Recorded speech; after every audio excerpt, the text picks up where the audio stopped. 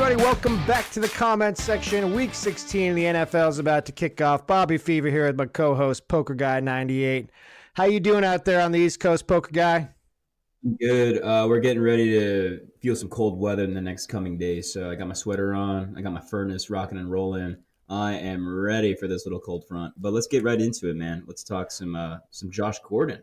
Let's get into it, man. Josh Gordon's not going to have to put up with the cold weather in New England anymore because he's taking a break. He's taking a break for mental health reasons. And, I don't want to make light of anybody out there maybe listening that has mental health issues. But it is strange timing that he needs to take a break for his mental health issues on the exact same day that he's been placed back on the commissioner's exempt list for yet another positive drug test. So Josh Gordon, as old Stephen A. Smith says, stay off the weed. Advice not taken. And Josh is back on the list, and who knows if he's ever playing football again. Oh, I didn't think it was just weed though. I thought it was like a mixture of like lean and like cough syrup and all this weird codeine stuff. I don't think it was just weed. I don't know. I'm gonna have to see that drug test because sometimes drug tests they get mixed up in the UPS mail. Sometimes the UPS guy is ripping your package open and stealing it and switching it. So it's all accusations. Until we see the results, I'm not selling Josh Gordon stock just yet. I'm keeping him on my fantasy team. I'm keeping him on there. It's a keeper league, and I'm going to hang on to Josh Gordon for the next 3 years in hopes that he's going to return to action. We're talking about drug tests.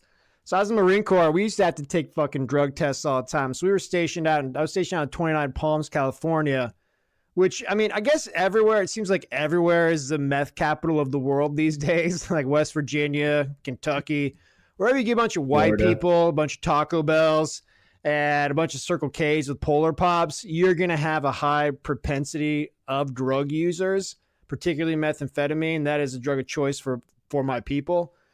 And so we had to take drug tests like all the time. So we got drug tested one time on a Monday, and then we got drug tested again on a Wednesday, and then we got drug tested again on a Thursday. And one of the things with the drug test was, so I was on the enlisted side of the Marine Corps, but I had a college degree, and I had a college degree in the sciences. Nice. Yeah. So I was referred to as college guy. Hey, college guy, come here. So people would come up to me, and if you're enlisted and you have a college degree, everyone thinks that you're like Stephen Hawking or you're fucking like Elon Musk or somebody that you like know everything about everything. So people would be like, hey man, how about change out a camshaft on an El Camino, college guy? I'd be like, I don't fucking know anything about cars. And then they would scoff and they'd be like, so you're a fucking college guy. I thought you're supposed to be smart, man. But one of the things that I got a reputation for was for whatever reason, I don't know why, people were like, they thought that I knew everything about like drug tests. And like that got perpetuated because I would always like field people's questions. So like on a random Monday, there was this Indian dude who he really liked to do cocaine. And he would go out on like a Friday night. And we never had drug tests on the weekend. That was the one thing you could always count on. It wasn't like whoever's at USADA who would like break into Lance Armstrong's house at like 2 a.m. and be like, Lance, piss in this bottle. And somehow Lance fucking was always clean, but always dirty. I don't know how the hell he did that. Josh Gordon should have hooked up with Lance Armstrong's people. He wouldn't be in the position that he's in. But you could always count that, like, there were never surprise drug tests on like a Saturday or a Sunday. So people would go out and like, he'd be like, so Friday was like his coke day. It's like his coke day. It's like, all right, I'm off of work. I'm going to do hella coke. And then Monday comes, he's going to get drug tested, whatever. But people would always come up to me and they'd be like, yo, Bobby. They'd like slide up to me. They'd be like, yo, Bobby. Come here, man. I'd be like, yeah, what's up, dude? Hey, man. I did like a bunch of fucking coke on Friday, man. But I was like drinking water. I was like drinking water on like Saturday and Sunday. It's like, yo, you think I'm going to pop on this shit? And like, I don't know. I don't know fucking know. I don't do coke. I never did coke in my life. Like, Thank God I wouldn't be here. The personality I have, I'd be a fucking dead man if I started shoving that shit up my nose. But anyhow, I'd always look up into the air like I was doing math in my head. Let me see here. Oh, so let's carry the one. And I'd like, no matter what that person told me, I'd always look back and I'd be like, you're good, dude. Like, you're good, man. It's like, you should be good. Like, you should be good. Like, I wouldn't be too worried. And then they would leave me alone. And then, like, for whatever reason, people were always passing these drug tests. I guess coke gets in and out of your body pretty darn quick. The weed, not so much. I mean, Josh Gordon, he's hella lean. Like, the weed gets stored in your fat cells. So, I mean, he doesn't have any fat in his body, so he must be smoking hella weed. And, like, we were talking about it, dude. We had that one friend who, like, he was on, like, weekly drug tests, and he was still smoking weed, like, every week. But he had a system, man. Like, he had a system where he's like, yeah, I'm going to weigh out my 0.2 on Monday. I'm going to blaze it up. I'll be good by next week's drug test. So, I mean, he had a system for that. Josh didn't have the same system. So, hey, I can get you that guy's number 2, Josh. He can fucking hook you up. Between him, Lance Armstrong's people, you got a good chance of getting back in the league. I don't think it's just weed. I think he was, getting in trouble with like Percocet and Xanax and lean and codeine and all these things. But a little bit going back to what you were saying about this, people passing drug tests. I had a friend of mine who he would have drug tests like in the morning at 10 a.m. And I think you know who I'm talking about. I know this dude too. Apparently we got lots of fucking shady friends. We got lots of shady friends.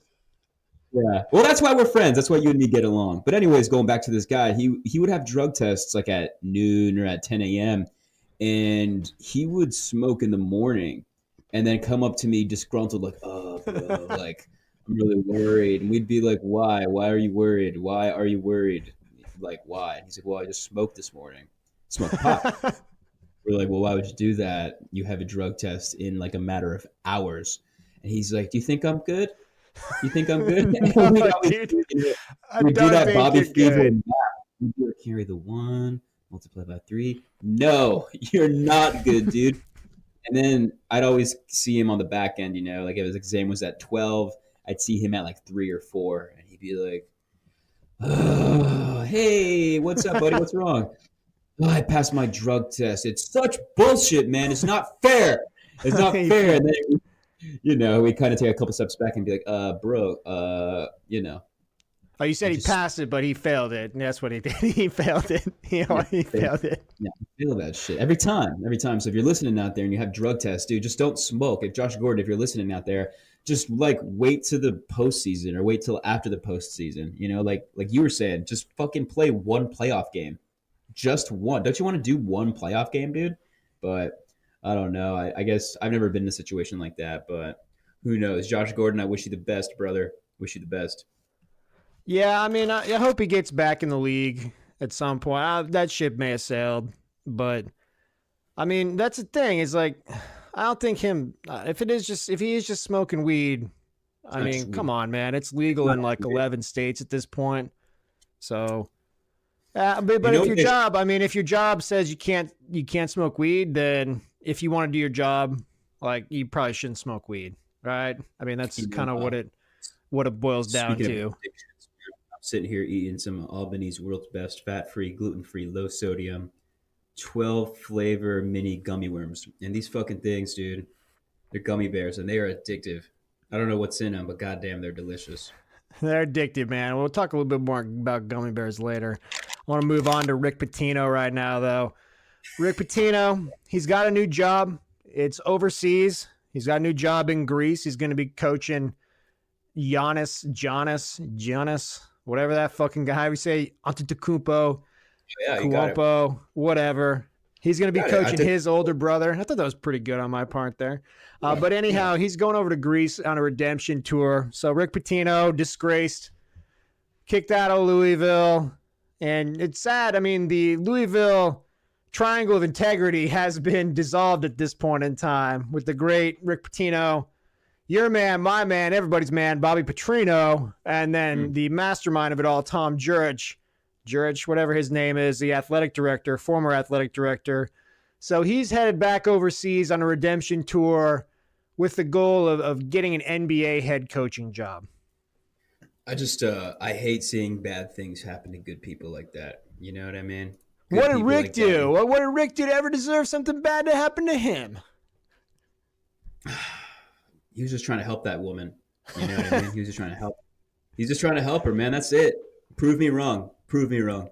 He believes in love. That's why he hired all those prostitutes for those recruits. He's just a man that believes in love. All right, and there's nothing His wrong with favorite that. movie is Love Actually. His favorite movie is Love Actually. You've Got Mail and The Notebook. Believe it or not, he does not like Titanic, but he does love You've Got Mail. That's Starring his Tom Hanks favorite and Meg. Christmas movie is Love Actually. All right, that's my wife was watching that the other day, and I made my way. I fucking sidestepped that one. I dodged that bullet. I'm sure it'll come back around for me at some time That's before. on that's on Netflix too. So fellas, if you're listening, don't turn Netflix on for at least the next month because there are some fucking landmines in there. Love Actually being one of them. So stay the fuck away from that movie. Ooh, ooh. I mean, I'll say this: it's not the worst. It's not the worst movie of that type. I mean, I'd rather watch that than a bunch of those other ones. Well, I you're a don't know. big fan of Legally Blonde, aren't you? Aren't you a big fan? I'm not. I don't love it. I don't hate it. I've seen it one too many times. My wife loves that movie, so we all got our fucking crosses to bear. And mine Yeah. is watching Legally Blonde at a far too frequent interval, and at least it's not scraping baby shit out of fucking ass cracks every Hmm. fucking 3 hours. So I got that going for me, which is nice. Talking about baby shit, it's National Signing Day. That's what the University of Arizona's fucking recruiting class is. It turns out our brilliant strategy of having our kicker miss a crucial field goal against Arizona State. Fuck you, Josh. Fuck you, AZ football dad. You are soft as baby shit, both of you. You need to get AP. If you were AP's kid, you wouldn't have missed that kick. That's all I know. Get the switch. Teach that kid to learn to fucking handle some pressure. But I don't even see the rankings only went down to 50 on the site that I was looking at. We were nowhere to be seen on that. I guess that extra recruiting time did not pay off for Kevin Sumlin and his crew. Your Florida Gators, they're at number 19. And surprise of all surprises, the evil empire reigns supreme yet again. Alabama and Nick Saban currently well ahead of the rest of the pack at number 1. It's amazing, man. It's almost like college football is not even worth watching anymore. It's like Alabama is always going to be number one. Always. They're always going to win it. Maybe one, maybe two, but they're always going to be top three. Yeah, I mean, it's just they got a machine. They're sitting on top of a machine. And I think all the rumors about Nick Saban leaving, they just died down at this point because no one can think of a reason why he would ever fucking leave. That machine's He's too the well king of the oiled. castle. He's the king. He gets to do whatever the fuck he wants to do. He's Yeah, literally the king. Georgia Bulldogs number 2 right now. Texas A&M, I think they're number 3, rounding out the Nice. top 3 there. The Florida schools, I think Florida State's 11, Florida's 19. And I don't know where the two-time UCF. defending national championship UCF Golden Knights are at this point in time, but I imagine that they are high in those rankings as well. Amazing. They're amazing. So one school whose recruiting classes have dropped a little bit, University of Ohio State Buckeyes. Pardon me in my disrespect, the University of Ohio State Buckeyes, you fucking assholes, you pompous fucks. But hey, you've beaten Michigan 7 times in a row, so I guess we do have to put the Ohio State in front of that. Urban Meyer, he's no longer the coach, but he will not be gone. He will not be forgotten because he is, of all things, in the greatest twist of irony. I mean, the only thing that would be more ironic is if Bobby P. or Rick Pitino came back to Louisville and taught this same course. But Urban Meyer is going to teach a course at Ohio State next year called Character and Leadership. So apparently the brain tumor is subsided, and he's going to be okay enough to stand in front of a bunch of pasty white kids from Ohio and talk about character and leadership. Well, talking about character and leadership, suspended the first 3 games of the season. Going back to Zach Smith, he's saying that he was supposed to step down, this and that. But he's teaching a course on character and leadership. He's a good man. My only concern really is who is going to be his assistant professor. That's the real question. We might get some Bobby P in there, get in some surprise weekend course. Yeah, I get a guest lecture from Hey, Bobby Pitino. That would be fantastic. He'd be like, so here's the thing: when you crash your motorcycle with the woman on the back of it, number one thing is to protect her identity and to protect her integrity. So you want to get her away from the crash scene as soon as you can. You don't want anyone to find her there. You want to help that young lady out. That's your number one priority, is protecting her identity and her good name. So that's the first thing you want to do. Everybody look under your desks, and you're going to receive, that's a neck brace. Everybody try your neck brace on. Make sure your neck brace fits, and make sure that shit fits. And we will go through character and leadership techniques on how to confuse the media and media relations. Don't forget to squint your eyes whenever you try and turn your head. It's going to convince everybody that you're really hurt and that you deserve their sympathy. Next week, we're going to be covering makeup on how to create bruising and some stippling on how to create cuts and road rash on your face. But, so take notes. We're going to send that out in a PowerPoint. That'll be in your Dropboxes. Everyone go ahead and look for that. So let's go ahead. Let's start getting into some of these games. It's week 16. Oh, my God. It's over. Oh, man. College football season's over. They're playing the fucking Buffalo Wild Wings Jitterbugs Bowl tonight or whatever the fuck it is. This podcast not brought to you by Buffalo Wild Wings, but if it were, we'd be talking about their $5 game day menu. Go ahead and check that out. That's because they are advertising on the fucking site we are looking up our games on. Let's go ahead. Saturday, we do have 2 Saturday games. Mercifully, thank you, NFL. There are no Thursday night games. Nothing going on tonight. We're taping this on Thursday, December 20th. So nothing going on tonight. But Saturday at 1:30, well, the weekend almost gets kicked off with a craptacular game. Redskins at the Titans. Redskins 7-7, Titans 8-6. Over under 37. Gross. Titans are 10-point favorites at home. I don't know. I don't really want to talk about this game. It looks terrible. If I got to pick it, I'll take the under, and I'll take the Redskins to cover. This is a must-win for both teams, but a Texans win ends the Titans. And a Philly or Cowboys win, for the most part, ends the Redskins. But back me up here, Bobby. Who's winning a certain game against Philly and Texans? Let's give the listeners a little preview here. Oh, we're gonna tease this. All right, yeah. Let's go back up a second. So we left you hanging on that last podcast. There's about 4 minutes left. I was in agony, agony, as the Rams forged a comeback. But thank God, Philly held on there for multiple reasons. I was huge. Like, I had saved my fucking weekend when Philly covered, and then it made my weekend when they ended up winning that. I had money on them on the money line. That was plus 650. That was phenomenal. So I ended up covered in semen at the end of I had a Joe Flacco Sunday night. I just covered in semen, loving life. But that was fantastic. I couldn't get enough of that. Let's go ahead. Where are you at on the Redskins Titans here, poker guy? Bury the Skins. Buy the Titans stock, even with the 10 points. Take the Titans. You got the Titans. You're fading me yet again, you son of a bitch.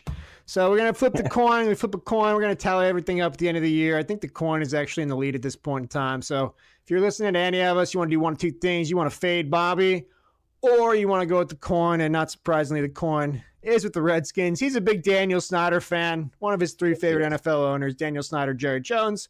And, of course, he's thick as thieves with one Jim Irsay. So let's go ahead and move on. Saturday night, the primetime game, Ravens at the Chargers. Ravens 8-6, Chargers 11-3. Over-under is 43.5. 4.5-point favorites, the Chargers at home. And, I mean, Chargers fans, are you going to go to one of these games? You going to go to one of these games, like, at some point? Like, this is going to be half Ravens fans. They got a big contingent all over the country. Lamar Jackson, I think he's going to get exposed for not being able to throw the football. He's going to try and harness his inner Jaheim Allen, try and run the fuck out of this thing. But the Chargers D is too stout, man. They're too stout. They're too well-rounded. Phillip Rivers, he's got a stout challenge when it comes to facing that Ravens defense. 2 great defenses squaring off. Melvin Gordon's going to be back in the mix. Don't know how much he will play, but I don't trust the Ravens on the road in prime time. I don't trust Lamar Jackson. I haven't trusted him all year. I like Phil Rivers at the Carson City Soccer Stadium, and I'll take the Chargers here covering that 4.5. I'm going to agree with you there. This is just a couple facts. It's a must-win for the playoff Ravens, and it's a must-win for any AFC West team. So I'm surprised the line here is only 4.5 points. That kind of is a little crazy. Chargers defense isn't as spectacular as you're saying, but god damn it, they're good enough to stop the run, 80 run plays. They're good enough to stop 80 run plays in a row. So I think it's an easy win for them. Like you said, Jaheim, he's going to get exposed. Take the Chargers to cover and to win this game. And this is going to be one of those games where, who knows, we might see some yellow in the stands this week. There may even be a few yellow. I mean, you get to 13 wins, you might get some people to show up in Carson. And Coin, he's fading us both. He's with the Ravens. Coins and the Ravens were both on the Chargers. No Bitcoin certifications yet in the podcast. Sunday morning, 10 a.m., Falcons at the Panthers. Two teams whose seasons are over. Over-under is 43.5. Falcons are 3-point favorites on the road. Falcons 5-9, best 5-9 team ever. Who knows? Who knows? Panthers 6-8. They shut down Cam Newton. Some dude you never heard of is gonna start. Not gonna say his name. Not worth fucking knowing his name. Heineken. Matt Ryan. I mean, we've been shitting on Matt Ryan. He's got 4,300 yards passing, 30 touchdowns, 6 interceptions. You can't blame this year on him. That defense has been in tatters. Julio Jones over 1,500 yards receiving already. Fuck, man. How do the Falcons not have more than 5 wins? I think, like I said, I don't bet on Falcons games anymore, people. All right, I don't bet on Falcons games anymore, but I like the Falcons here. I like them to cover those 3 points. See, I disagree. This is a battle of the turds. Last week when the Panthers played the Saints, they gave 110%. They gave everything they could, and they still couldn't defeat a Sir Andrew Brees. So they're defeated both physically and emotionally. Like you said, they're going to be starting that Heineken, dude. This game is going to blow fucking dick. I will take the Panthers to cover, but I couldn't care less about this game. And going back to Matt Ryan, dude, Matt Ryan fucking blows dick, dude. Fucking sucks. Sorry, Matt Ryan, but you fucking suck. All right, that's a very informed opinion. Crunched a lot of numbers, watched them all 22 there. He hates Matt Ryan. The Coin agrees. He says, fuck Matt Ryan, fuck Arthur Blank. Coins with the Panthers. Sunday morning, moving on. Packers at the Jets. 5-8-1 Packers. Hey, guess what, everyone? Green Bay, I'm never going to quit reminding you, you have a worse record than the Cleveland Browns. They are going to be heading into a very, very empty MetLife Stadium to take on the Jets. Jets 4-10. Over-under is 47. Packers +3. Rodgers a little dinged up. He said he's going to come out. He's going to play this thing. And I don't want to watch this game, but I really like the Packers in this one. I mean, I agree. That's the Jets defense. Who knows how much they've got left in the tank. He's been up and down, but he's got fucking 15 picks. He can't quit giving the ball away. Aaron Rodgers, he wants to get a little momentum heading in the offseason. Give me the Packers giving those 3 points. If Aaron Rodgers plays the whole game, I'm going to take the Packers. But if he's not playing the whole game, like his foot hurts, he's got some bone spurs, he's done. I think the Packers are done. Keeping it real, 1 win and 1 tie ahead of the Jets. Right, so they're not that much better than the Jets, all right? I'm actually really concerned. The Jets are only given 3 points. So I'm going to stay the fuck away from this game. Maybe the Jets can win it. I don't want to waste calories even talking about these two shitty teams. I'll just take the Packers because I have to. We're both on the Packers. Coin's with us. All right, first Bitcoin certification of the day. Get your money out. Get your digital money out. And send that into the Bahamas somewhere where you'll never see it again. And put it all on the Packers. And here we go. The moose bushes have been eaten. Our early Sunday morning main course.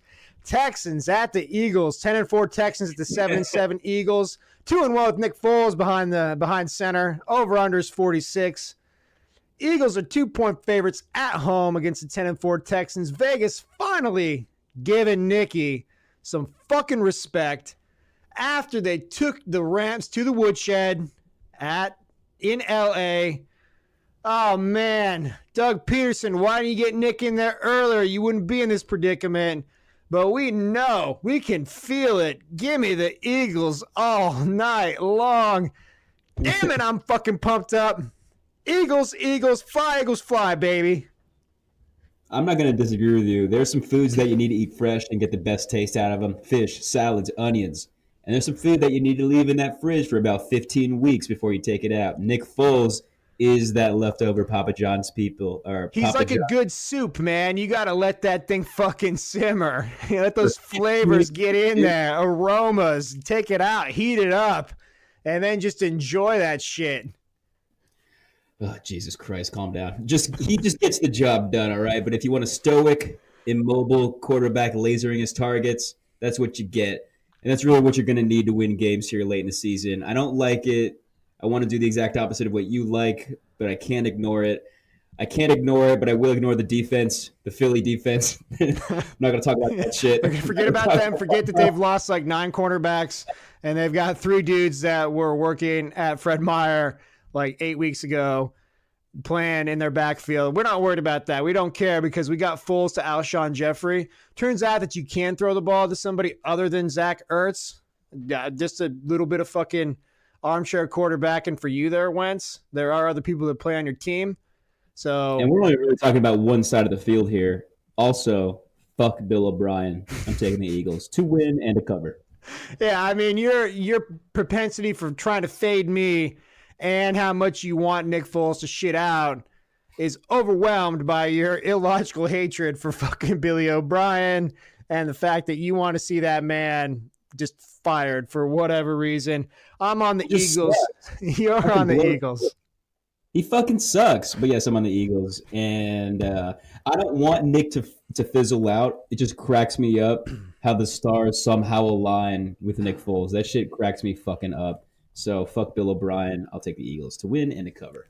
So the coin is on the Texans, but so I'm a big Mike Francesa fan, and there's a Twitter account out there. It's called Funhouse. If you don't follow that, it's Zach Smith level good of a follow. Okay. And they play little clips from his radio show. So as you don't know, Mike Francesa, he's a big radio host out in the New York area. He's been doing it for about 30 years, something like that.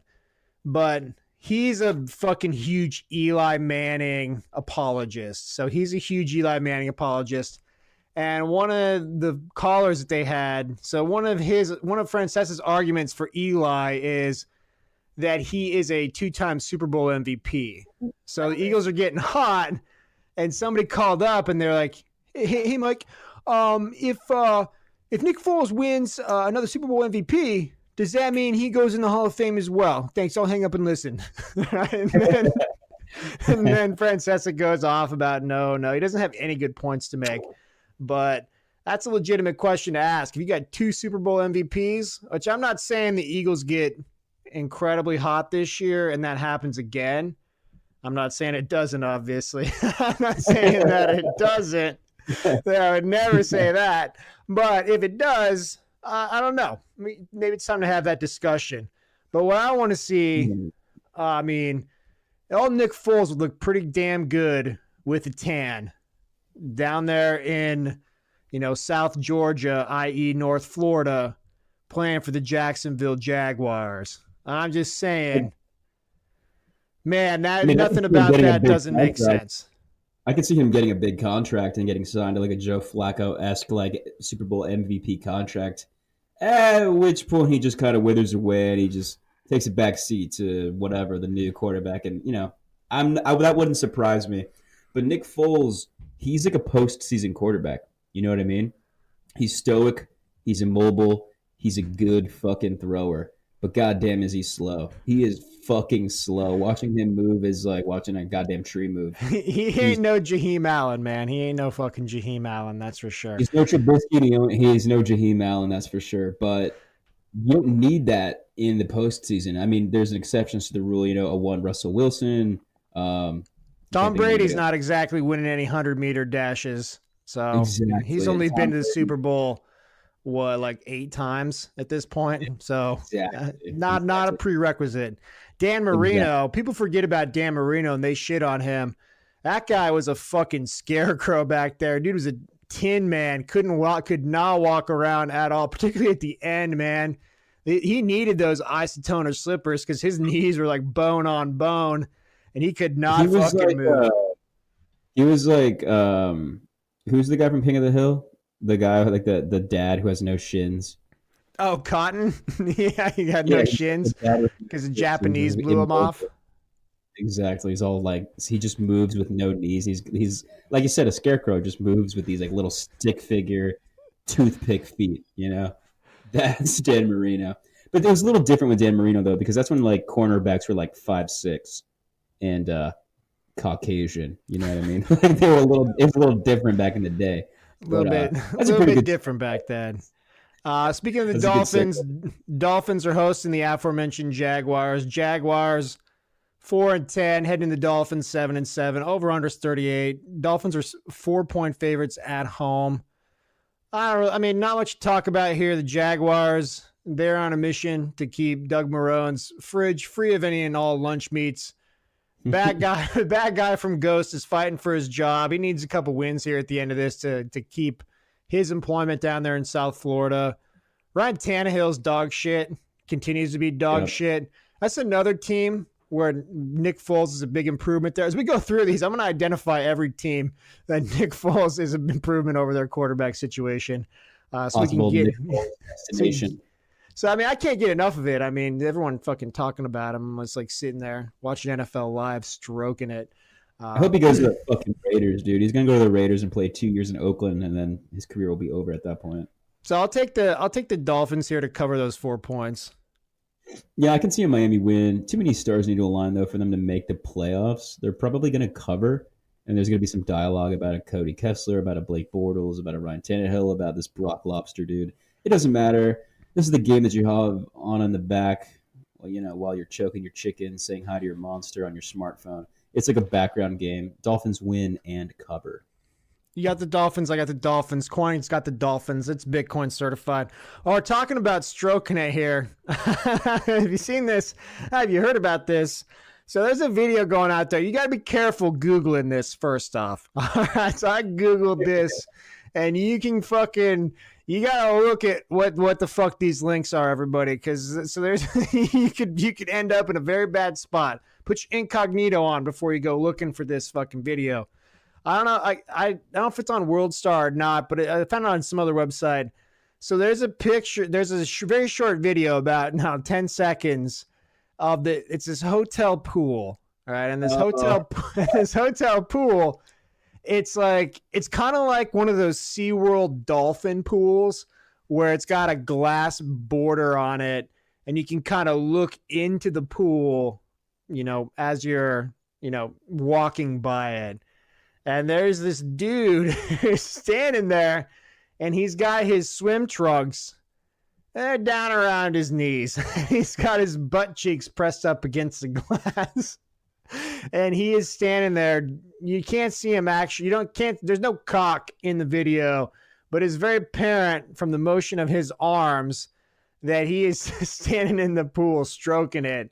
And the guy who's filming it, as he's filming this guy doing it, this fucking security guard comes up and taps this guy on the shoulder and is like, hey, go quit beating off in the fucking pool. Dude, you do that. I don't know what the charges are there, but that's like a family fucking pool.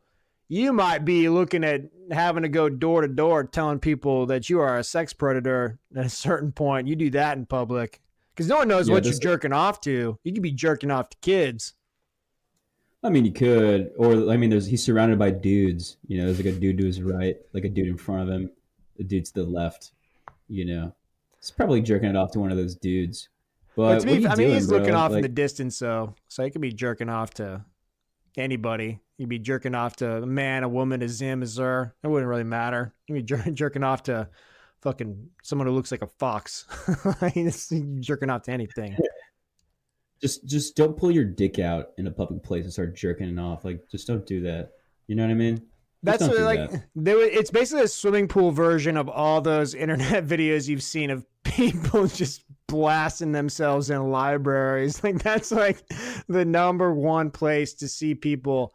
If you're trying to catch someone jerking off, just go to really any public library, because half of those people there are just like street people they're just in there to fucking just smack their meat around a little bit. It's funny you say that. When I was in school at the University of Florida, there used to be these libraries, and well, there were libraries. They're probably still there, but there was these study rooms, and the rooms were imagined like 3/4 drywall, 1/4 glass, and you would need a key to get in there, and there's a little private, but you could have your back against the wall, laptop up, but looking out. And so there's this guy that what he was doing, nobody knew who he was. I don't think they ever caught the guy, but he was a serial masturbator. And what he was doing is he was running into these college study rooms and masturbating, and then saying hi to his monster, choking the chicken, whatever you want to say. And they couldn't catch the guy.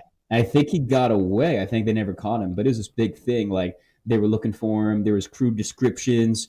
It was like, it was a big fiasco, but they never caught him. So, sometimes they get away, people. Sometimes they get away. We would always get that. So when I was in school, we had like the Daily Wildcat was our school newspaper. I used to, as a side note, I used to love writing trolling editorials into that. And at one point, I actually wrote a troll editorial. It was like they built some women's statue on campus. And I was like, yeah, it's basically like, where's the men's statue? And then I went through this. I went through this thing. I was like, look at all the horrible things that have happened to our country since we gave women the right to vote. I was like, World War II. I was like, how many lives would have been saved if women around the world weren't fucking making war equipment and all this sort of stuff. So it was a total troll thing back before like internet trolling was like really, just on fire. And I was actually in one of my classes, and one of my fucking teachers held it up and went on a rant about how fucked up this was. And if there are idiots like that at this school, she didn't want any part of it. I just sat there, just fucking shit-eating grin on my face, like just loving every minute of that. But in that paper, my favorite part of that was always the police beat. So it was basically some reporter would go in, they would pull police reports from the university police department, and there was like 3 or 4 like common things that are always on there. One of them was like people were fucking, arrested in Coronado for smoking weed in their dorm. Every fucking week it was like these people were busted for smoking weed in the dorm. It's like, you just quit doing that. Go somewhere else and smoke weed. Or get one of those like sneaky tubes where you get like dryer sheets and you put it in a paper towel roll.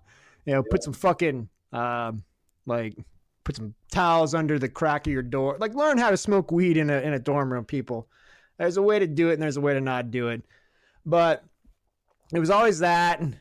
And then there was almost constantly dude caught in library masturbating. Like it'd be like, and one of them was like, this guy asked if he could, I think he asked if he could draw some girl's feet or something like that. And I mean, dude, if that's not like the biggest red flag in the world, I don't know, you're an idiot. Like, I get it. Like, I don't want to victim shame or victim blame.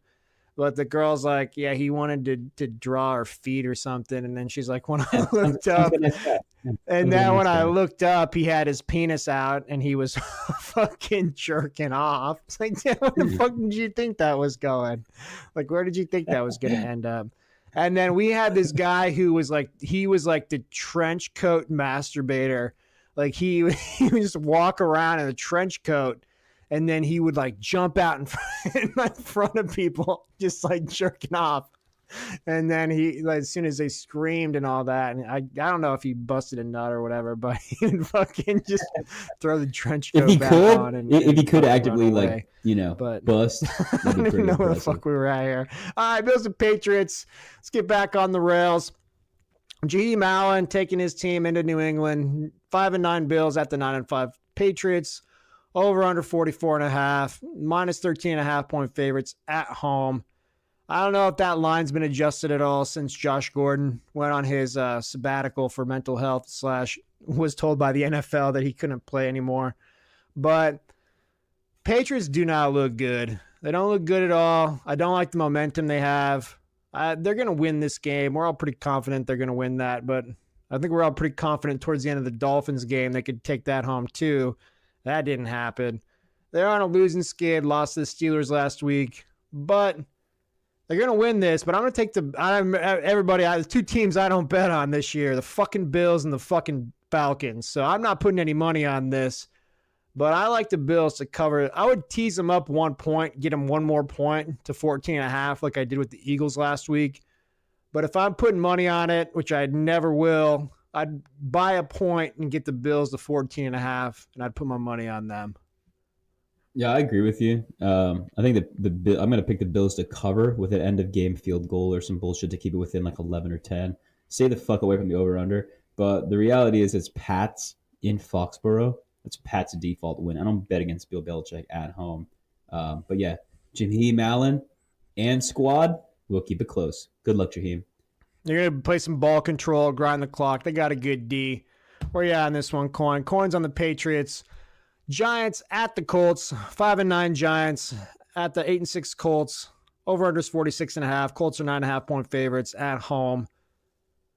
I think Odell Beckham is out of this one. I think he's done for the year. Eli Manning, he's fallen back into form. He's fucking terrible yet again. He's done enough to fuck up the Giants' tank so they can't get to Haskins. They can't get to Herbert in the draft. So dumb. And Pat Shurmur came out and he said he thinks Eli has years with an S left as a starting quarterback. Gross. Ouch. You know who doesn't have years is you, Pat Shurmur. You don't have years, yeah, brother. You're going to be gone next year after Eli fucking gets you run out of town. He's a coach killer, man. He fucking took out Tom Coughlin. The short, tumultuous reign of Ben McAdoosh was another victim of his. I mean, once again, Ben McAdoo, dude, you cannot have your hair greased back like that and not win that many football games. That is a recipe for disaster. You can only have greased back hair if you are a champion, if you are a winner. Can't fucking do that. I love the Colts here. The Giants are imploding. The Colts, they got a couple people. Andrew Luck, not in the Pro Bowl. Their rookie linebacker. I can't remember his name off the top of my head, but he's a fucking monster. He is not in the Pro Bowl. He is fucking pissed off. He said he's trying to get 40 tackles this week. He's like, I'm going to get 40 tackles against the Giants. That's how pissed off he is. I love the Colts here to cover that 9.5. I think the Colts are going to win, but I think the Giants are going to be able to cover. 9.5 points is weird. It smells like Vegas robbery to me. These New York fuckheads will continue to shit their pants and screw up their own fucking lottery pick just to prove a point, and they may actually win the game in the process, which is a big no-no, assholes. It's a high-scoring game if you're going to ask me. I think 46.5 points. I'm going to take the over. I think the Colts win, but Eli will continue to fluff his stats for his inevitable trade at the beginning of the offseason. He's trying to do what Derek Carr is doing, and I'm not fucking fooled, brother. I'm not fucking fooled, okay? Ain't fooling me. Ain't fooling you. We're not flipping the coin on this. We never flip the coin on Colts games because the coin rides hard with Jim, and the coin is always on the Colts. So Coin and I are on the Colts. You're on the Giants. Buccaneers at the Cowboys. 5-9 Bucks. Into the 8-6 Cowboys. Cowboys 7-point favorites at home. Over-unders at 48 points. Well, that's if the Cowboys can score a point this week. That'd be nice of them to kind of help that over there. They're actually able to score a fucking point. But I think they're able to. The Buccaneers defense is falling apart. Famous Jameis is always good to not see somebody. I didn't see that guy, man. He's always good to not see somebody every week. They may get a pick six. They'll at least get a turnover. Dak Prescott, I saw something on Twitter. Apparently, Dak Prescott's got some dick pics out there somewhere on the internet. I didn't go looking for him. Hopefully his cock is not as modest as Brett Favre's. Poor Brett. But, poor Brett. Do not put that modest penis out there on the internet like that. You don't want to do that. And I like the Cowboys.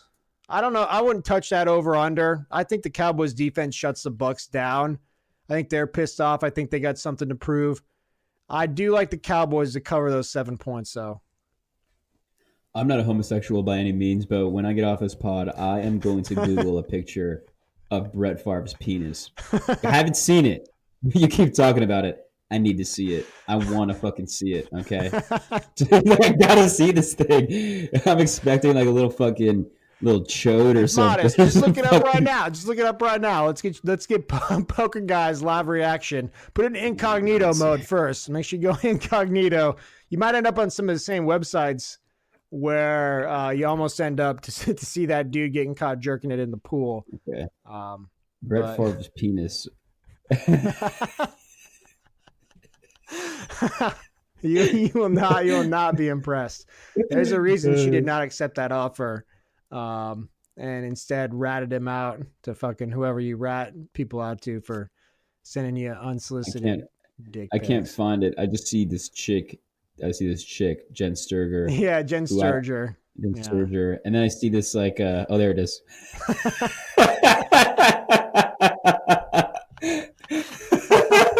It's like the size of his thumb.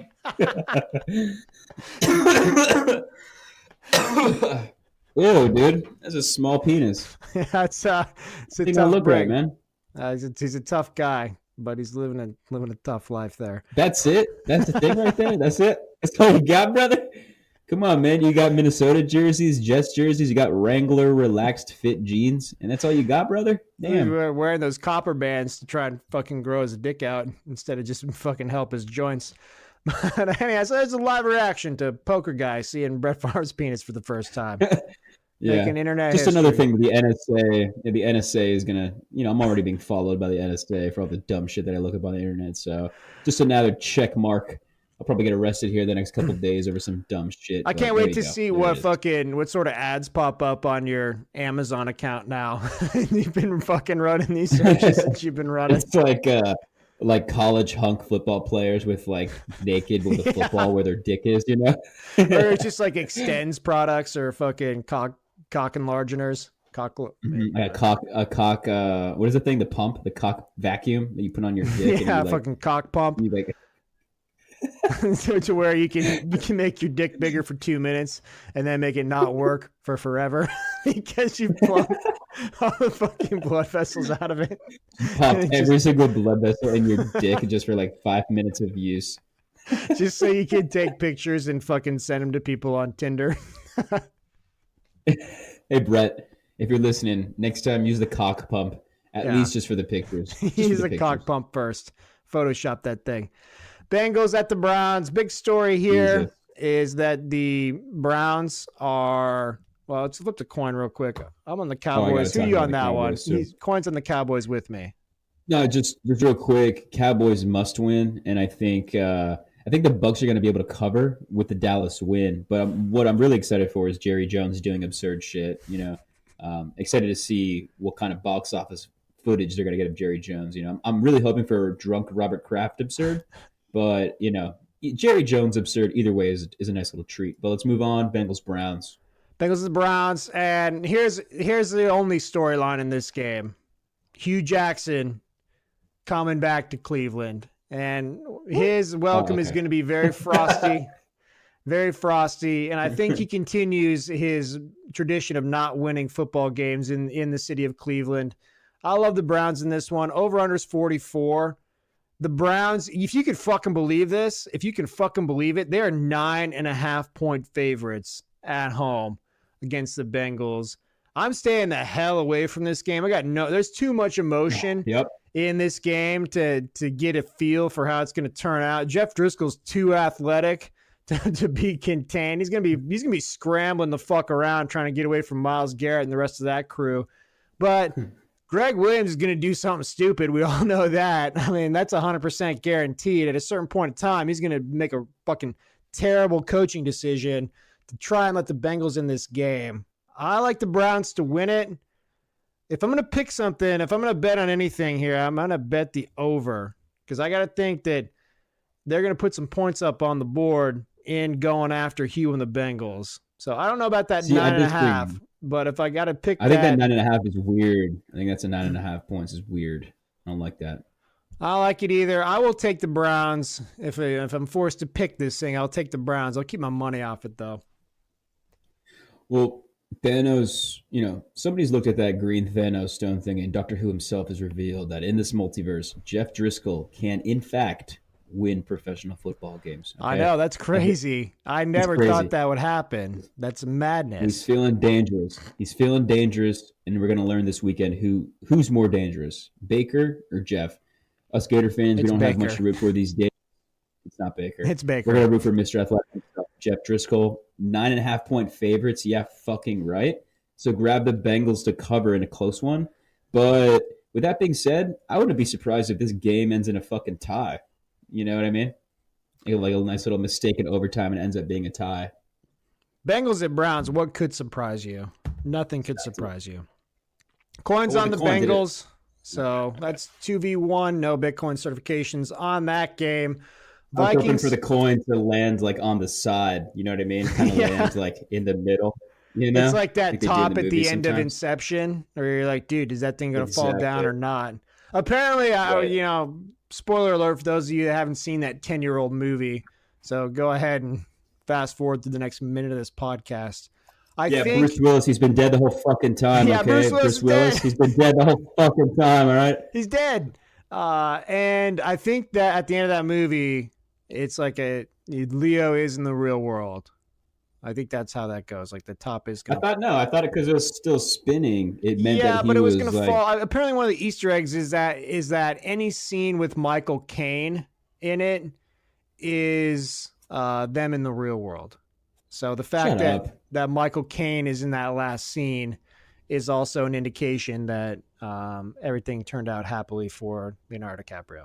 So we can argue about that all day. Hey, Christopher Nolan, let's make a new Batman movie, okay? Yeah. Let's do a new Batman movie. That's what we care about, all right? Batman's alive. He's eating lunch in Italy with Anne Hathaway. And, Michael Caine nods, Batman nods. Everybody's happy at the end of it. I'd say he's not happy. Lions fans with their head coach, Matt Patricia. Vikings 7-6-1. Heading into the Lions. Over-under is 42.5. Lions are 6-point dogs at home. I don't care. I'm going with my heart on this one. I need a fucking Vikings loss in one of these last two games. It's got to happen. And come on, fucking Lions. It could happen. Detroit's I mean, it could happen. But here's the thing. They got to give me something here because the Vikings are at Chicago next week. And depending on what happens with the Rams and the Rams, the Saints, and Chicago, the Bears might be in a position where they're going to have to play that wild card round, and that game's not going to matter. So they might tank it out against the Vikings. So this is a big fucking games for all the Foles fans out there. Excuse me, Eagles fans. If you are actually an Eagles fan, I don't give a fuck about the Eagles, but I want another Foles run.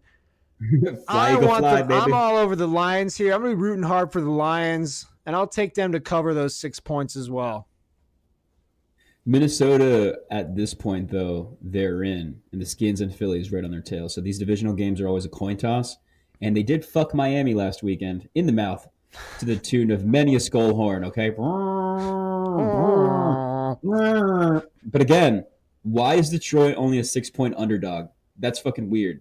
You know what I mean? That doesn't make any sense. Vegas knows something. They knew something at that Niners-Seahawks game. Vegas knows something. It's fucking rigged, man. It's fucking rigged. Hashtag aluminum foil. Anyways, either way, I'm going to be clapping my hands above my head like an asshole this weekend. I'm going to take the Vikings to cover. Oh, you're hating. And win. You're hating. I'm not a hater. I just can't wait for more Vuvuzela chance over here in Minnesota in the postseason. Can't Coin, wait. also a notorious hater. He's on the Vikings as well. I'm sorry, did I assign a gender to that coin? I feel like I've been assigning a gender to this coin. Zers on the Vikings as well. Pardon me, that was not intersectionalist of me at all. Why can't she be a woman? Why I can't it be a know. female coin? Why does it need to be? Why are you caught up in this whole binary thing, man? There's more than two genders, brother. Sunday, late games, Bears, the 49ers, 10-4 Bears at the 4-9 49ers. Over-unders 43. Niners are 4-point dogs at home. I'm getting fucking deja vu right here. An NFC powerhouse heads into San Francisco as a 4-point favorite on the road. Well, hey, welcome to last week. Fuck you, Russell Wilson. Fuck you, Pete Carroll. Hello, Matt Nagy. Hello, Mitch Trubisky and Khalil Mack. I'm doing it again. I'm going against the Niners. I love the Bears here with just the 4 points. They've got a lot to play for. They're going to eat up Nick Mullins. And give me the Bears all day long. See, I thought the Niners were raging, mega huge dumpster fire boner bad, but they somehow beat the Seahawks last week. That was fucking weird. Bears beat the Seahawks, though, at the beginning of the season. But that was with the one Eddie Jackson plan, and he is out until the playoffs. So their star safety is out. So that Bears defense will not be as good as they have been. So this is going to be an interesting one, okay? 4 points for the Niners is a weird line. I wouldn't be surprised if the Niners surprise us all and get another OT bullshit win. Go Niners to cover, and sweet Jesus, I'm going to bet that under. I think that game's going to be like 10-3. That's not a bad under right there. Over-under is 43. I mean, that's what, 21 and a half that's each? A juicy under. I mean, you could see this being 21-17 pretty easily, like 13-10 sort of ball game. Yeah, 13-10. Yeah. Niners D is pretty solid, too. So we'll see. I think that's the one under this week that you should be betting on, So there's an under of the week. The fucking coin. Fuck you both. Coin is on the Niners yet again. Fuck you guys. Rams at the Cardinals. Cardinals 14.5-point dogs at home. Rams 11-3. Cardinals 3-11. Over under is 44 right here. Josh, dynamic as a lampshade. Rosen. Josh, I read out Pat Mahomes for selling weed. Rosen trying to get a win for the Cardinals. This is going to be an empty stadium. The weather's getting good out there in Phoenix. Too good to sit inside the dome and watch the Cardinals get their asses kicked yet again. Rams are used to playing in front of a hostile crowd.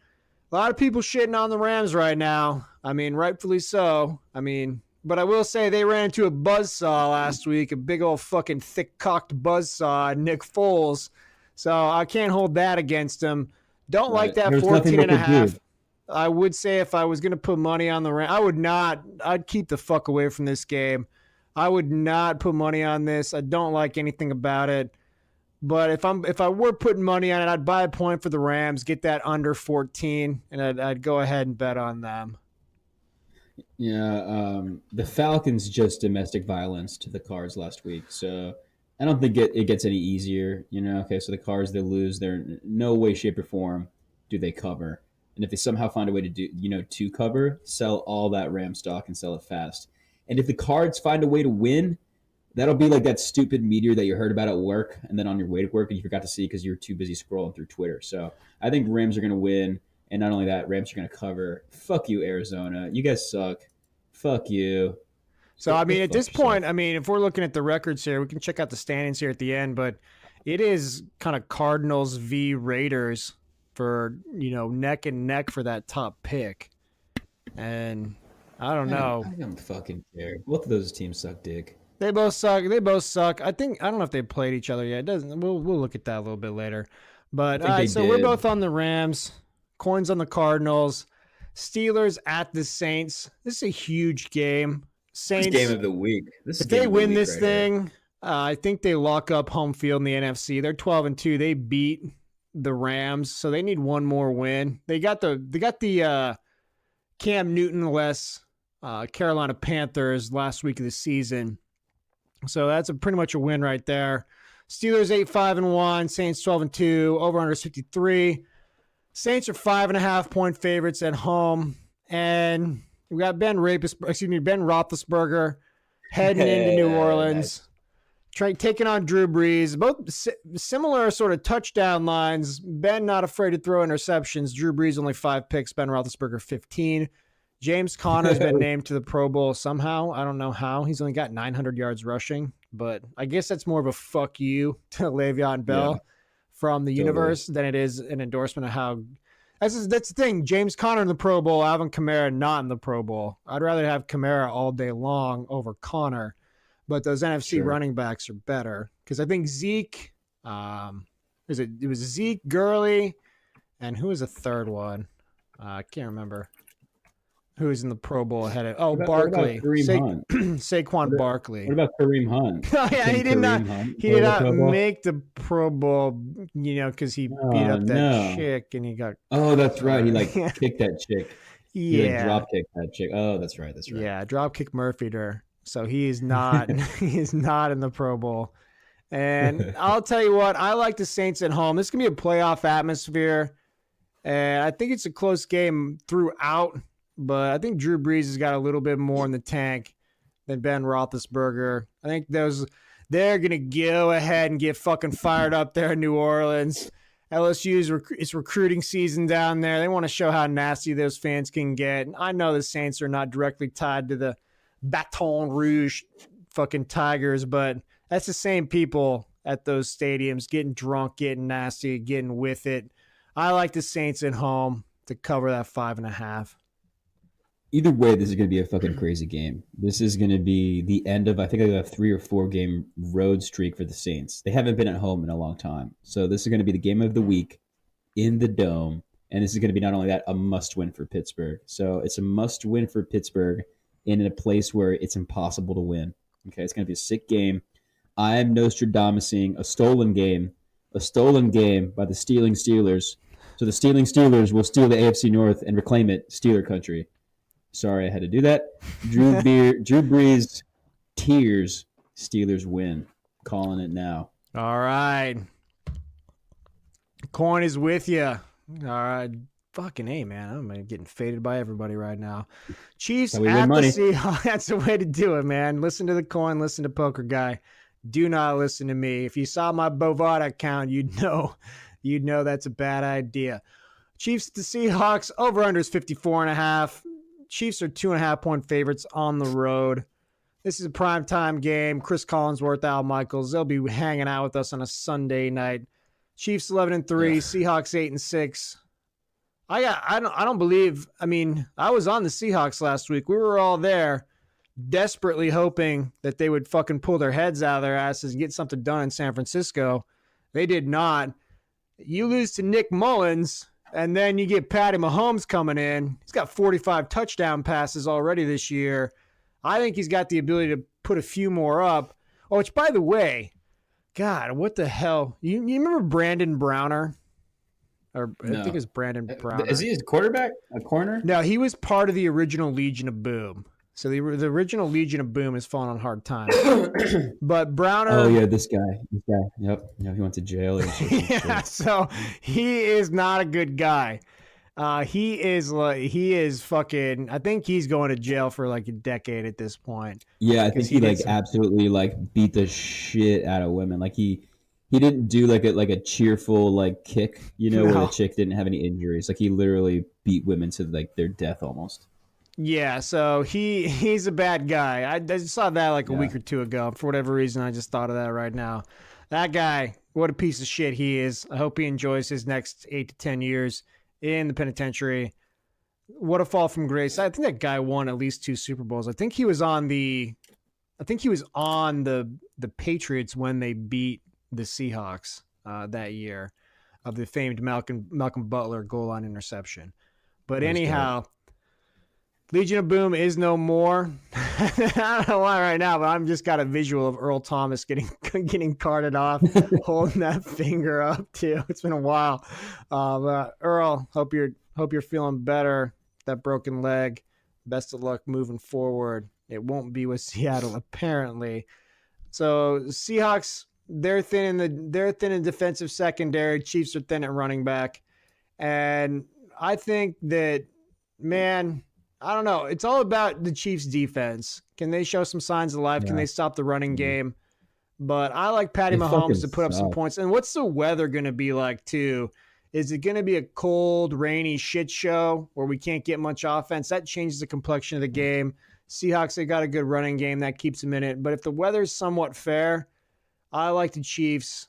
I like Andy Reid to stave off the the moon's coming out and the werewolf fucking part of playoff Andy Reid starting to rear its ugly head. I agree. But I think he's got another week or two in him. And I like the Chiefs here covering that 2.5 on the road. This is game of the week, part D. The Steelers-Saints game is in the afternoon, so it's 4 o'clock, so you can actually enjoy that. You won't have to be watching Rams cards. So this is the game at 8 o'clock you'll be able to enjoy. It's going to be a sick one. This is kind of a must-win for both teams. Chiefs battling the Chargers for that 1 seed. Seahawks trying to make the playoffs. So I expect the Seahawks to keep it close, but they're ultimately going to lose this game. Kansas City needs a win here for that first-round bye and help Andy Reid feel the taste of postseason victory, because that's as close as he's going to get to a postseason victory because their defense is dog shit. I expect a Chiefs win, and I would bet the over because, gosh darn it, Russell enjoys a shaky D, and he'll be able to keep up with Mahomes for most of the game. So I'm actually really pumped for this game.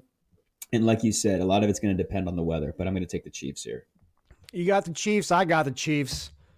Yeah, Bitcoin certification. Everybody's on the Chiefs. Triple up there. We are all on the Chiefs. Monday night game, Broncos at the Raiders. Let's fly through this. Big news for the Raiders. All right, so Broncos 6-8, Raiders 3-11. Over/under is 43.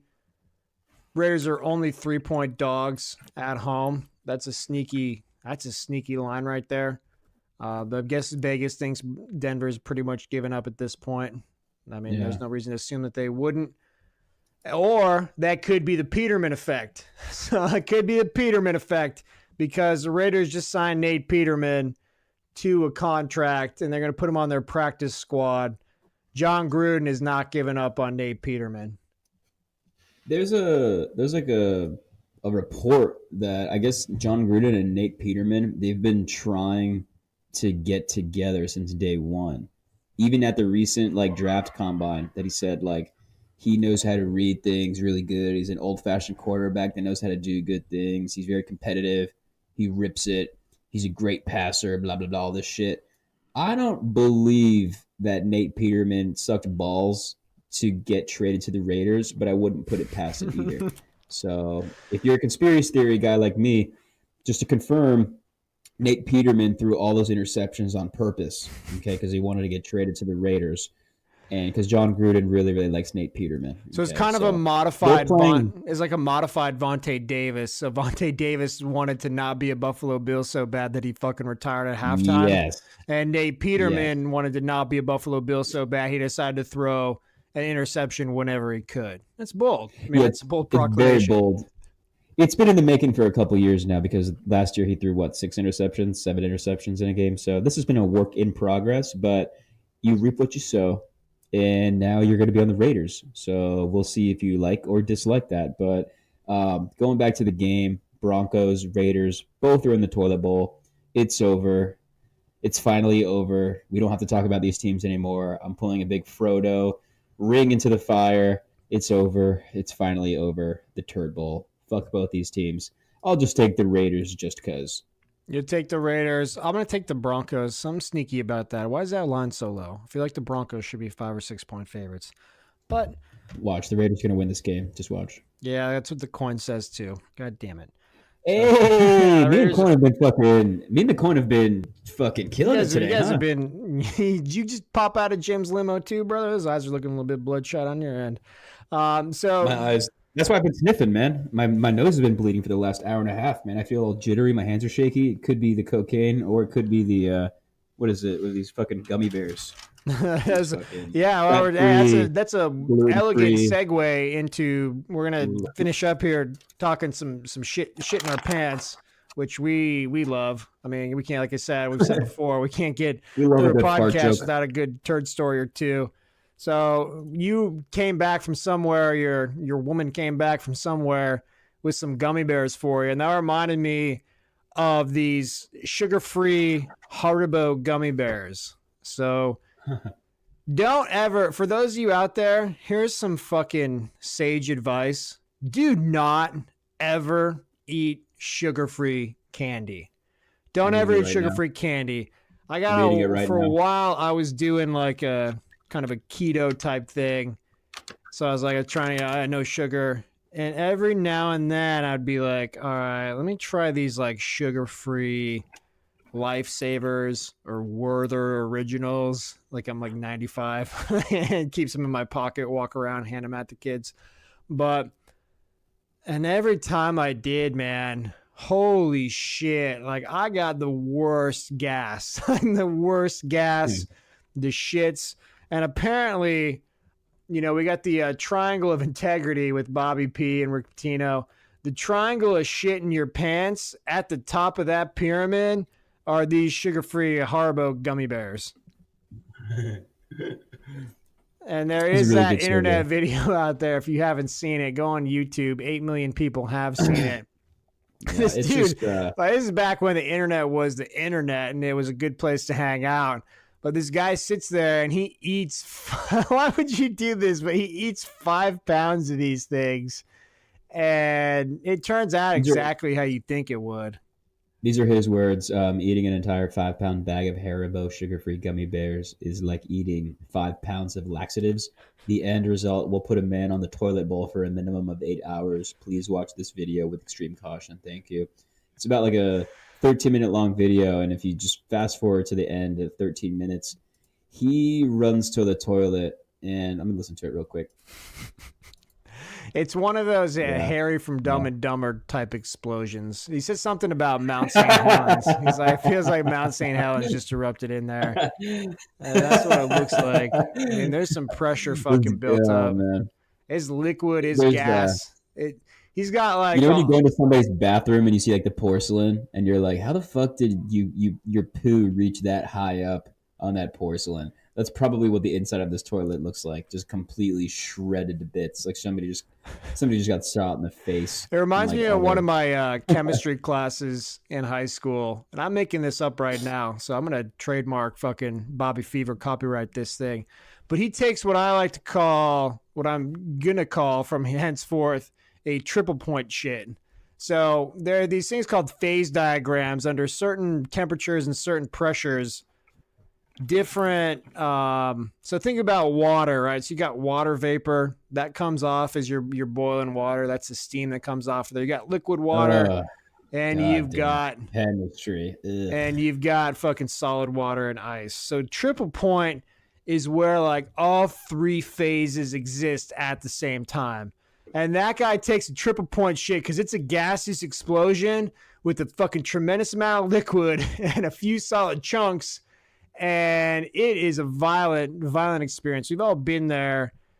The relief that he must have felt on the back end of that, and had to have been tremendous.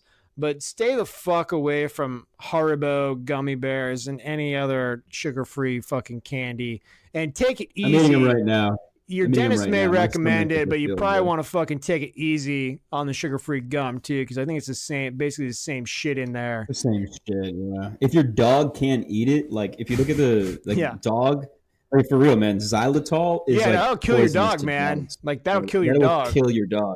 So if your dentist is telling you to go around eating sugar-free gum because it's good for your teeth, well, your dentist is a fucking asshole because what it's doing is barbecuing your insides. Okay, so. Eat like a quarter piece at a time.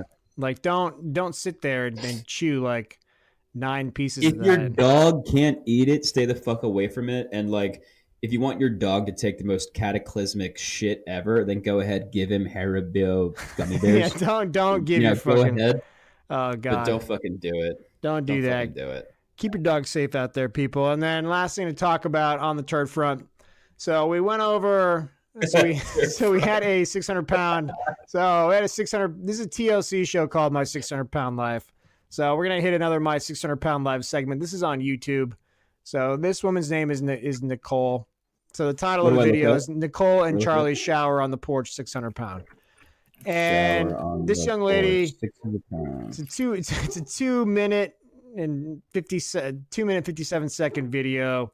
And so this woman, I mean, ostensibly, I don't know, all these people are, more or less 600 pounds, except for that video that you sent me where this dude's sister gets on the scale and she's like 805 pounds. And when the doctor reads it off, her brother, who's fucking huge too. I mean, he's probably at least 400 pounds. Like he's sitting there like in 4. judgment, like he's doing CrossFit tournaments on the weekend or something.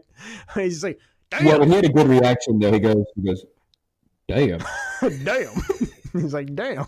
Damn. It's like, all right, but whatever. So, but anyhow, Nicole, like this little video starts off with her getting up in the morning, and she's like, I gotta eat something like as soon as I get up, or it feels like I'm gonna throw up. So she's not doing intermittent fasting. For all you out there that are a fan of that, I was not aware of intermittent fasting. It's kind of a diet technique where you only consume food for a certain portion of the day, and then once your body hits like 12 hours without food, it has no other choice. Like all the sugar's gone, everything else is gone. So it's got to burn fat. So you're burning fat for 4 or 5 hours before you eat again. If you combine that with like a ketogenic lifestyle, you're supposed to get really good weight loss results. So there's some free diet advice for everybody out there.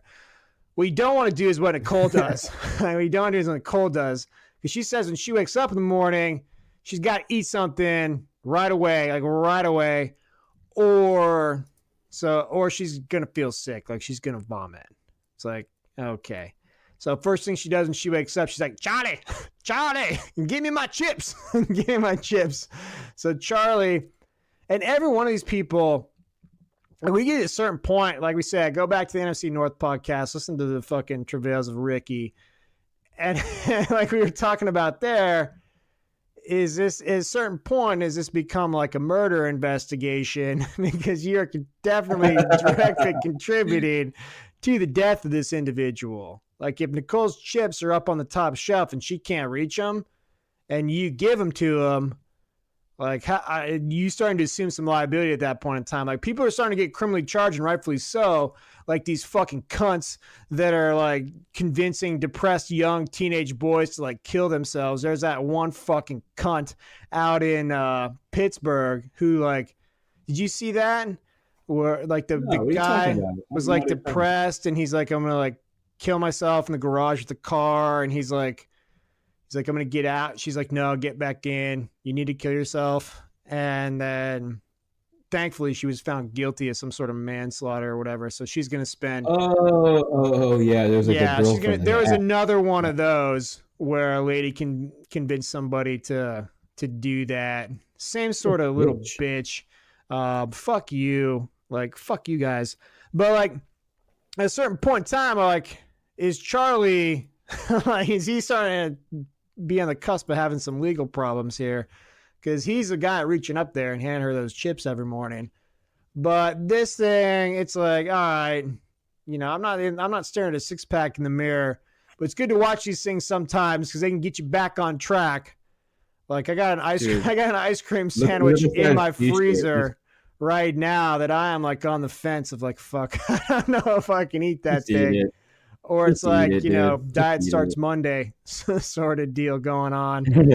And so they take her out. Oh, did you say exercise? Did you say exercise? Because I thought you said extra fries. I thought that's what the doc said. He said, oh, I was exercise. Diet and exercise, not Diet Coke and extra fries. Okay, cool. Cool. But Charlie takes her out on the porch, and the reason he does it is because she can't get in the bathroom door anymore.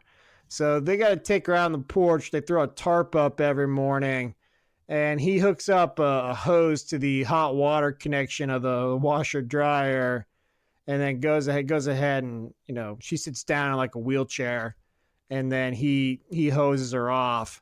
And towards the end of the video, he's like, she kind of like gets up and bends over a little bit. Cause I mean, I guess, I get in the nitty gritty of it. I don't know how much wiping is going on like during the day. So on a daily basis, he's got to get in there and give her kind of an unofficial Charlie bidet shower. And he's like, yeah, it gets a little gross, sort of fucking like spraying out her butt crack. Jesus So Christ, man. don't get there, man. Like, don't get there. Everybody, just never New Year's find coming up. Make that resolution, and make that resolution to be you don't end up on the porch getting hosed off like an animal. I love how you just laugh. It cracks me up. You just find this shit so entertaining. I don't know, man. I just fucking. Cracks me we up, were man. able to, I mean, it's like that guy with that Angelina Jolie tattoo. We were talking about that earlier too. Oh yeah. So there's a Fucking dude train who wreck. got an Angelina Jolie. He got a big fucking tattoo on his arm too. Like it's a whole almost It's like Angelina Jolie as Tomb Raider with like the dual guns like crisscross over her chest. So you have like her face and the two guns, and it's tough. yeah. Cool. She's a strong, independent woman, like just like Hannah Mountsie, just like Hannah. Strong and independent. Not as fucking strong as Hannah, though, I'll tell you that. He ain't nearly as strong as Hannah. He's fucking really strong. For whatever reason. Why is Hannah so strong? Why is she so strong? Oh. That's why she's so strong. Why are her knuckles so hairy? I don't understand. This doesn't make any sense to me. Shoulders so broad. But anyhow, the broad shoulder of this guy, he gets like a fucking PlayStation 2 16-bit tattoo of Angelina Jolie. And it's like, dude, you're going to have to go see Dr. Pimple Popper and have her get the laser on that thing. Get that fucking thing off your arm because that looks like dog shit, brother. I'm looking at Hannah Mountie's Twitter right now. I'm going through it. It is Just going for it. I'm just going for it. I'm just jumping in. There's a big woman, you know. It's like what's that fucking Deuce Bigelow? That's a huge bitch, man. That's a huge bitch. There's a picture of her, and it almost looks like she's fighting like a Japanese team. And this poor little Japanese woman, and Japanese women aren't big in the first place. There's like two of them, and they're hugging her. It almost looks like Thor battling like two little bad guys, but it doesn't matter because Thor's gonna win. It's just incredible. It's incredible. Yeah. It's amazing. That fucking banner thing there, like the banner on the back of it, like I think she's like jumping up right there, and everyone else is not jumping. She looks like fucking Gandalf in Frodo's village, man. It's like literally like 4 feet fucking taller than everybody else. But enough of that. Enough of our. Enough of poker guys transphobia there. You need to get with it, man. You need to be more intersectionalist. She looks like Gandalf, brother. I did not say she looked like Gandalf, but I did laugh, okay? But you did laugh, sir. Sir, you did laugh. All right, everybody. No games tonight, but have a great weekend, and we'll see you back here Sunday night as we recap Week 16 in the NFL.